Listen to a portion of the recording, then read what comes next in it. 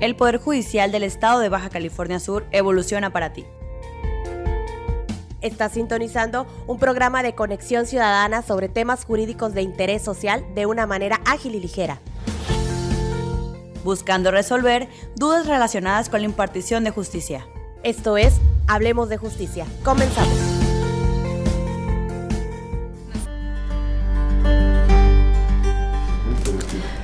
Hola, ¿qué tal? Muy buenas tardes. Estamos iniciando con Hablemos de Justicia, transmitiendo a través del Instituto Estatal de Radio y Televisión por las señales 99.1 FM y el 1050 de amplitud modulada para todo este bello estado. Soy Livia Vázquez, directora de Comunicación Social del Poder Judicial del Estado, y desde este momento puede ponerse en contacto con nosotros a través del teléfono de aquí de la radio, que es el 12-223-28.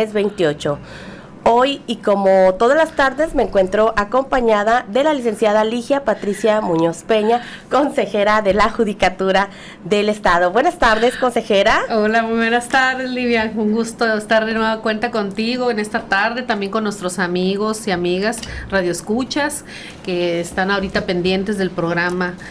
De este programa. Bien, les recordamos que nuestros correos electrónicos, donde pueden ustedes hacernos llegar alguna pregunta o sugerencia de algún tema que les interese que abordemos, son hablemosdejusticia@bcs.hotmail.com o hablemosdejusticia@tribunalbcs.gov.mx. Asimismo, si ustedes quieren escuchar este programa, el día de mañana va a ser transmitido en la página oficial de Facebook, que lo encuentran como H. Tribunal Superior de Justicia del Estado de Baja California Sur. ¿Cómo ves, Livia? Así es, consejera. También nos pueden encontrar y seguir a través de nuestra página oficial de Twitter, que es @tribunalbcs, y pues estamos en todas las redes sociales para que se pongan en contacto con nosotros.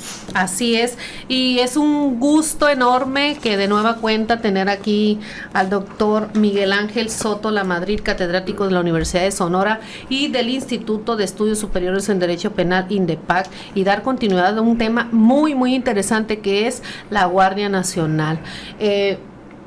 Doctor, buenas tardes, bienvenido. Buenas tardes, muchas gracias por invitarme. Bueno, hablaremos ahora también de las bondades y defectos en el tema. Livia, ¿alguna pregunta que quieras elaborar? Pues, doctor, para ya arrancar con el programa, nos podría comentar, la semana pasada nos platicaba sobre algunos temas relacionados con la seguridad interior, con la seguridad nacional, incluso nos comentaba cómo evolucionó el delito en México, y también nos habló acerca de lo que es la Guardia Nacional, pero para entrar en el contexto, nos gustaría que retomáramos cuál es la estructura y la función de la Guardia Nacional.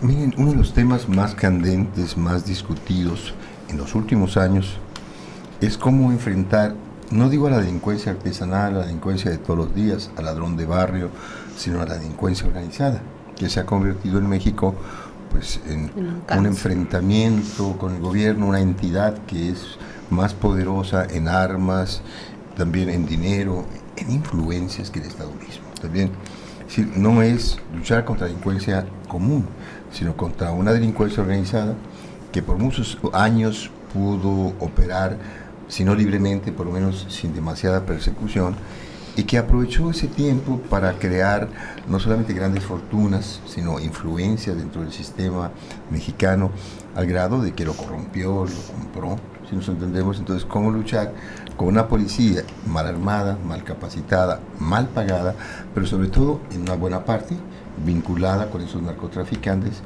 a sueldo de narcotraficantes? Sí. También? Entonces, pues llegó un momento en el año 2006, particularmente, también al final de la época de Fox, en que tuvimos que poner sobre la mesa la situación de la seguridad pública en México, ¿no?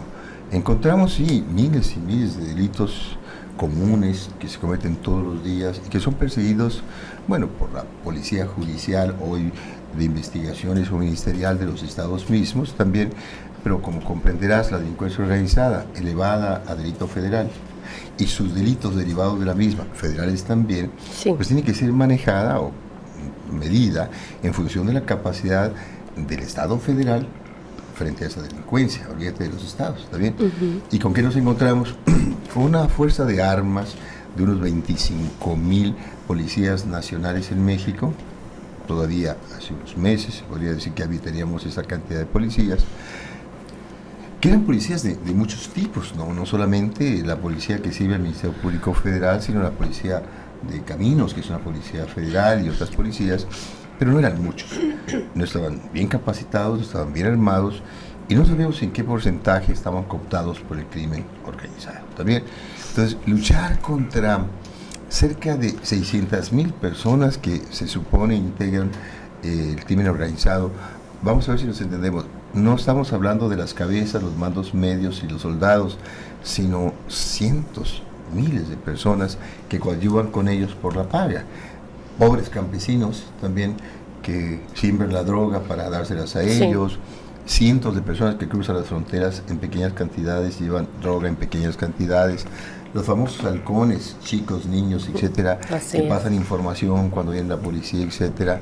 Y bueno, los sicarios, porque dentro de cada grupo o célula hay un grupo que mata por la paga, ¿no? Entonces, fíjate bien la derrama que deja 600,000 personas trabajando dentro y para el crimen organizado. También, pues es difícil luchar contra tanta gente, siendo pocos nosotros, ¿no? Entonces, ahí ocurrió el surgimiento del ejército. El ejército fue sacado a las calles para que coadyuvara con la persecución de los delitos en general, pero particularmente, y eso lo sabemos, del crimen organizado también. Pero ahí empieza una crítica que se ha prolongado por tantos años también. Sí. El ejército no nace ni tiene como función intervenir en los delitos. Protege las costas del enemigo exterior, protege al órgano del gobierno, las instituciones de levantamientos internos de tipo político, ayuda humanitariamente en los grandes problemas nacionales, desastres también naturales, etcétera, cuestiones naturales, pero no nació para combatir el delito, ¿está bien? Y sin embargo, lo trajimos a ayudarnos. Y no sabemos cómo justificar su presencia. El ejército empezó a decir, bueno, yo iba pasando por ahí, me encontré un narcotraficante, lo detuve, y como toda autoridad que use de la fuerza está obligada necesariamente a coadyuvar en la investigación y persecución de los delitos, yo, que no me dedico a ello, me convertí automáticamente en una especie de policía ministerial y lo detuve, lo entrego y me voy, pero fue accidental. También la intervención accidental de otras policías que no investigan el delito fue la primera justificación del ejército para operar.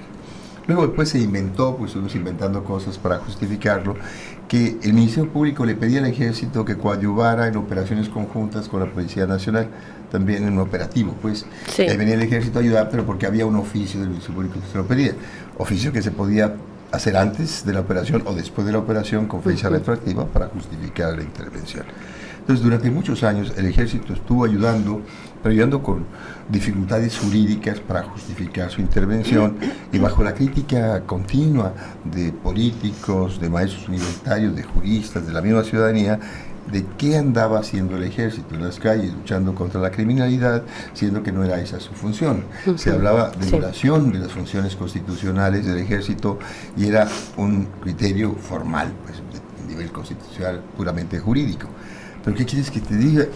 Hay cosas que no se pueden medir con el derecho ni en razón de la norma jurídica, si no tenemos policías suficientes, si la delincuencia organizada nos rebasa y hay que defender a la población o atacar a esos grupos, pues el ejército fue en aquel momento la única solución. Es decir, podemos criticar todo lo que tú quieras, pero no había otra solución de momento. Desde entonces se ha venido discutiendo cómo hacer que el ejército participe en la lucha contra este tipo de crimen, pero legalmente, formalmente, estructuralmente también. Sí. Y bueno, en la época del gobierno anterior, también Peña Nieto, por ahí se propuso una ley de seguridad interior, que permitía que el ejército como tal tuviera una función adicional, la de coadyuvar en la persecución del delito. Era más o menos la idea de esta ley. No funcionó. También igual polémica, con muchas opiniones encontradas. Bueno, pero además se plantea al final de un régimen que iba de caída, y es obvio que las leyes que se propusieron al final nunca iban a pasar, quedan congeladas y de por sí misma era discutible. ¿También? Ese es el antecedente inmediato también de lo que ahora tendríamos que decir es, ahora sí, la Guardia Nacional, que no es, como se piensa, el ejército operando en contra de la delincuencia organizada. Es una fórmula distinta también de préstamos y devoluciones al ejército también, pero muy interesante que si se cumpliera, pues se cubrirían las formalidades y no habría mucha crítica formal que hacer. ¿Qué fue lo que hizo el nuevo gobierno? Dijo, no puedo con 25,000 policías nacionales, necesito por lo menos unos 120,000 policías nacionales. ¿Dónde los consigo de aquí a mañana? Imposible. Entonces se los voy a pedir prestados al ejército. Al ejército y también de la Secretaría Naval, también para que ellos nos presten sus mejores miembros. ¿Y quiénes son los mejores? Supuestamente la policía militar o la policía naval. La policía militar es un soldado. Sí, claro. Que estudió para ser soldado y que después estudió todavía 8 meses más para convertirse en policía. O sea, ellos son órganos internos de control también. Entonces se supone que le vamos a pedir al ejército 35,000 policías militares. Y del el poder naval, 8,000 nada más. También, como puedes ver, pues son 43,000 policías que si vienen del ejército, que son del ejército, y que los van a prestar para formar la Guardia Nacional. La Policía Nacional, pues, es un órgano de poder destinado a la persecución de la delincuencia organizada, pero con miembros del ejército también prestados temporalmente. También, como ves, el ejército queda ya en su lugar de origen. Sí puede el presidente de la República en épocas difíciles moverlo en coadyuvancia de la seguridad pública, sin duda, pero no es el caso de la Guardia Nacional. La Guardia Nacional es un órgano policial encargado de la persecución de los delitos federales, que coadyuva con los estados cuando la inseguridad rebasa a los estados y a los municipios, pero no es el ejército. Está armada con elementos prestados del ejército y de la marina, si nos entendemos. Sí, claro. Y es un supuesto préstamo temporal, porque el proyecto nacional es en 5 años, obviamente dentro del periodo de los 6 años del presidente, vamos a convocar a jóvenes, vamos a capacitarlos y a medida que vayan saliendo generaciones vamos devolviendo militares al ejército con la misma jerarquía anterior, con sus mismas prestaciones, con la antigüedad que hayan acumulado dentro de la Guardia Nacional, y volverán a sus antiguos puestos. Y algún día, es el proyecto, en 5 años, los integrantes de la Guardia Nacional, para entonces también, serán gente que viene de la ciudadanía, gente civil. Ya no pertenecerán al ejército, porque al ejército habrán vuelto aquellos 35,000 más 8,000 que pedimos prestado. Esa es la estructura de momento. Muy bien. Vamos a ir a un corte comercial, licenciada. Volvemos ahorita. Gracias. Vamos a un corte y ya regresamos. Esto es Hablemos de Justicia. Ya estamos de regreso. Esto es Hablemos de Justicia. Ya estamos de regreso. Hoy en nuestro programa nos acompaña el doctor Miguel Ángel Soto Lamadrid. Estamos hablando acerca de la Guardia Nacional, sus bondades y defectos. Pero antes de continuar, nos gustaría comentarles que el Poder Judicial, en coordinación con el Instituto de Ciencias Penales, INDEPAC, convoca a abogados y a servidores públicos a cursar el doctorado en Derecho, próximo a iniciar el 23 de agosto, de manera presencial en el Salón de Actos del Poder Judicial y a través del sistema de videoconferencia en los municipios de Los Cabos y Comondú. Para informes e inscripciones, comuníquese al teléfono de la Escuela Judicial 12-389-00, extensión 4511-4513, o bien checa nuestra página oficial www.tribunalbcs.gov.mx. Continuamos. Muy bien. Doctor, ¿nos podría platicar respecto a la reforma constitucional y las leyes complementarias que se crearon para el efecto de la Guardia Nacional? Sí, acuérdate que la crítica a la Guardia Nacional era de carácter formal. La Constitución le da una función y ellos hacen una función que no les corresponde. Esa es la primera crítica, ¿no? Bueno, pues esa crítica termina porque el día 26 de marzo se publica una reforma constitucional de varias normas de la Carta Magna en donde se permite crear la Guardia Nacional. Así es. Se habla de que será integrada momentáneamente con miembros del Ejército también, pero que será una convocatoria y una capacitación para que, pues, a futuro los nuevos policías nacionales que lleguen después de la convocatoria, vayan desplazando a los antiguos miembros del ejército que volverán a su antiguo puesto, con la antigüedad que hayan acumulado, con sus prestaciones y todo, es decir, prestados pues también.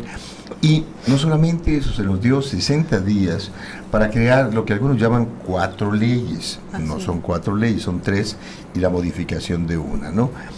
Una modificación de la Ley Nacional de Seguridad Pública para el solo efecto, entre otros pequeños también, de tratar de concentrar todo lo que es información para la seguridad pública, todos los registros nacionales, policías, delincuentes, etcétera, que haya también, para poderlos concentrar en una sola base de datos de carácter nacional, si nos entendemos, para poder operar mejor. Pero además 3 leyes más que su propio nombre denota que hay carencias en estos temas, entre los que van a formar la Guardia Nacional de momento, que son miembros del ejército. Una ley sobre el uso de la fuerza, que es importante porque pues hemos encontrado, y vamos a hablar de ello si es posible, defectos en el uso de la fuerza, abuso también de la fuerza, ¿no? Y una ley que controle las detenciones, un control de detenciones también que es importante también crear.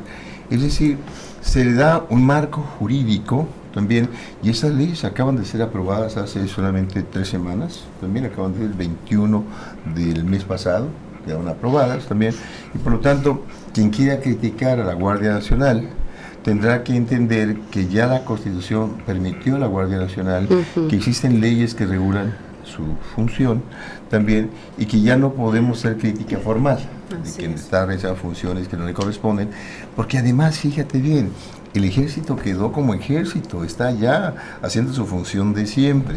Puede ser utilizado excepcionalmente por el presidente de la República también, pero técnicamente la Guardia Nacional ya no es el ejército operando como policía judicial o ministerial o de investigaciones. En realidad la Guardia Nacional es una combinación de los antiguos policías nacionales y de 43,000 soldados del ejército y de la Marina, ciertamente, que son los que más alto rango tienen en lo que toca a la capacitación. Otra cosa, que vienen prestados por el ejército para ayudarnos de momento mientras logramos reinstalar o reagruparnos, también para formar una fuerza de, se habla de 100 a 120,000 policías nacionales. También. Sí.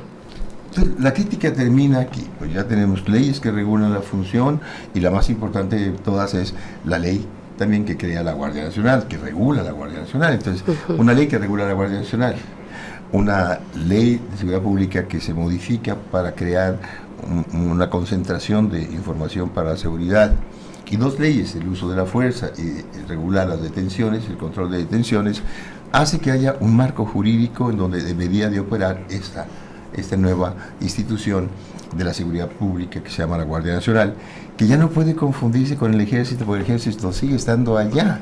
En realidad el ejército está formado ahorita por 267,000 también miembros, también, y nos están prestando nada más 43,000, entonces quedó 200 y pico funcionando como tal. Entonces, no es el ejército que está actuando como policía, es una parte del ejército que nos prestaron también para que coadyuve con la policía y luego volver al ejército cuando ya haya alguien que lo sustituya, ¿no? Entonces comprenderá que la estructura formal de la Guardia Nacional, creada como puede ser el 26 de marzo, y las leyes complementarias aprobadas ahora el 21 también del mes de mayo, también hacen pues ya a una estructura jurídica en la que nadie con información suficiente puede andar diciendo de que lo que hacen es ilegal, de que no es su función, porque el ejército sigue estando allá donde debe de estar con sus funciones originales. Así es.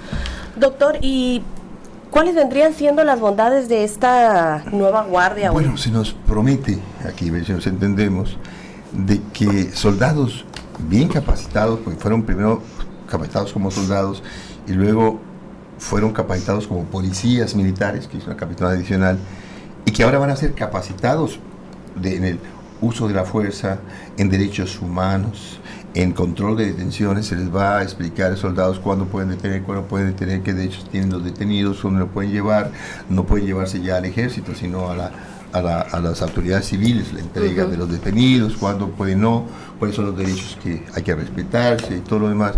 Quiere decir que además de lo que ya saben esos soldados que nos van a prestar, bueno, se supone que los vamos a recapacitar todavía en los temas que son débiles, que son la crítica social, de la forma en que detienen, qué hacen cuando detienen, a quién entregan al detenido, la violación de derechos humanos. No podemos olvidar que es una crítica constante para el ejército, ¿no? Entonces, se nos van a entregar soldados más capacitados de lo que actualmente son.